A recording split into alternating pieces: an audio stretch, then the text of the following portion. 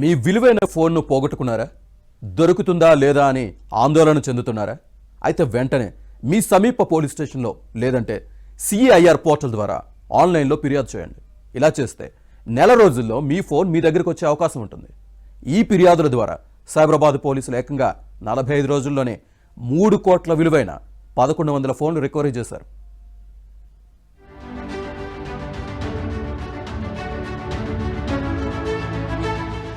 Cyberabad commissionerate mobile phones రికవరీలో రికార్డులు సృష్టిస్తోంది.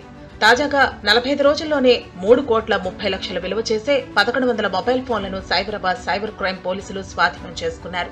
Crime DCP Narasimha పర్యవేక్షణలో ప్రత్యేక టీంలుగా రంగంలోకి దిగిన సీసీఎస్ పోలీసులు ఈ ఘనత సాధించారు. కమిషనరేట్ కార్యాలయంలో ప్రత్యేకంగా మీడియా సమావేశం ఏర్పాటు చేసి బాధితులకు తమ విలువైన ఫోన్లను అందించారు.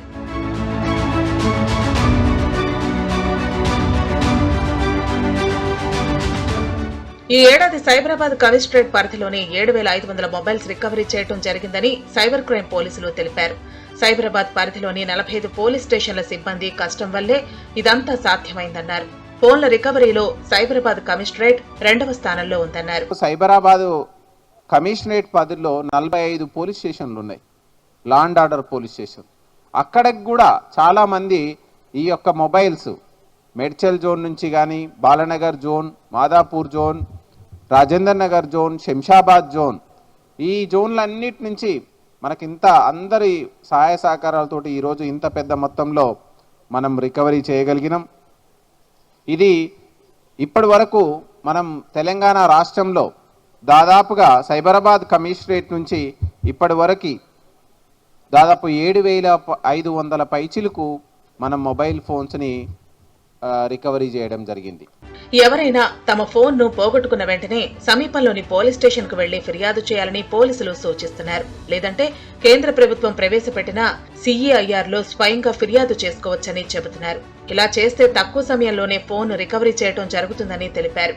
నా యొక్క విజ్ఞప్తి ఏంటంటే క్రైమ్స్ విభాగం నుంచి మీరందరూ ఇక్కడి నుంచి వెళ్ళిన తర్వాత మీ కాలనీలో కానీ మీ యొక్క లొకాలిటీలో కానీ ప్రతి ఒక్కరికి చెప్పండి. ఎవరైనా మొబైల్ ఫోన్ పోయిందనంటే పోలీస్ స్టేషన్ దాకా వెళ్ళాల్సినటువంటి అవసరం లేదు. ఒకవేళ మీకు దగ్గరలో ఉంటే వెళ్ళండి, లేదా మీరు సొంతంగా కూడా సిఐఆర్ పోర్టల్లో నమోదు చేసుకొని మీ ఫోన్ మీరు బ్లాక్ చేయించుకోవచ్చు.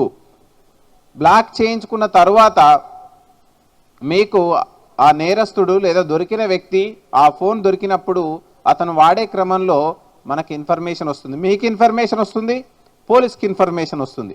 మీరు అప్పుడు ఇమ్మీడియట్లీ మీ దగ్గరలో ఉన్న పోలీస్ స్టేషన్కి పోతే లేదా క్రైమ్స్ విభాగం పోలీస్ స్టేషన్కి వెళ్తే మీకు ఖచ్చితంగా న్యాయం దొరుకుతుంది. ఇక దొరకదు అనుకున్న ఫోన్ తిరిగి తమ చేతికి రావడంతో బాధితులు సంతోషం వ్యక్తం చేశారు. మీ మేలు మర్చిపోలేమంటూ పోలీసులకు కృతజ్ఞతలు తెలిపారు. కొందరు బాధితులు తమ ఫోన్లను చూసి భావోద్వేగానికి గురయ్యారు. నా ఫోను నేను చిన్న షాప్ మెయింటైన్ చేస్తూ ఉంటాను. దాంట్లో ఒక కస్టమర్ లేడీసే నా ఫోన్ని దొంగిలించడం జరిగింది. వెంటనే మేము మియాపూర్ పోలీస్ స్టేషన్లో కంప్లైంట్ ఇచ్చాము. అది దొరకదేమో అని అనుకున్నాము, కానీ దొరికింది. నిన్న సార్ ఫోన్ చేయగానే మేము చాలా సంతోషపడ్డాము. నాలాగే అందరూ సంతోషపడుతున్నారని అనుకుంటున్నాను. నేను సెంటరింగ్ పని చేసుకుంటూ బతికేవాడిని. 25,000 ఫోన్ కొన్నాను. ఫోన్ పడిపోయి కూడా ఇప్పుడు సెప్టెంబర్ 14 నెలలు అవుతుంది. పిఎస్కి పోయి అడిగినా డైలీ 125, 150 రూపీస్ కట్టమని చెప్తే కట్టి వచ్చి దిండిగల్ పిఎస్లో ఇచ్చేసాను. పోయి ఎన్నిసార్లు అడిగినా కూడా మళ్ళీ కూడా మీరు ఫోన్ మీద నమ్మకం మొదలు పెట్టేసుకొని దొరకదని అన్నారు. మరి నేను మొన్న ఫోన్ చేసి చెప్పినట్టు పోలీసు వాళ్ళకు ఎంతో నాకు ఆనందం, నా ఏర్పరుస్తుంది చెప్పాలంటే. రియల్లీ సర్ప్రైజ్, ఇట్లా కూడా దొరుకుతున్నాయా, ఇంత కష్టపడుతున్నారు మన గురించి అని చెప్పి నాకు చాలా హ్యాపీనెస్. అది కూడా ఫ్రాడ్ కాల్ అనుకున్నాను. ఫస్ట్ బ్లాక్ చేశాను, తర్వాత మళ్ళీ ఫోన్ చేశారు. ఇప్పుడు సార్ వచ్చేసి వినాయకరావు గారు అనుకుంటా నాకు ఫోన్ చేశారు. సార్ డాక్టర్ గారు వచ్చారు, మీ నెంబర్ వచ్చింది, మీరు రండి అని చెప్పారు. నిజంగా మనం ఇంత బిజీ షెడ్యూల్లో వాళ్ళందరూ మన కొరకు మనం ఫోన్స్ పోగొట్టుకున్నా, మన ఆస్తులు పోగొట్టుకున్నా, బంగారు పోగొట్టుకున్నా, ఇప్పుడు వాళ్ళు చెప్పిన వాటిని నిజంగా మనం పాటించాలి.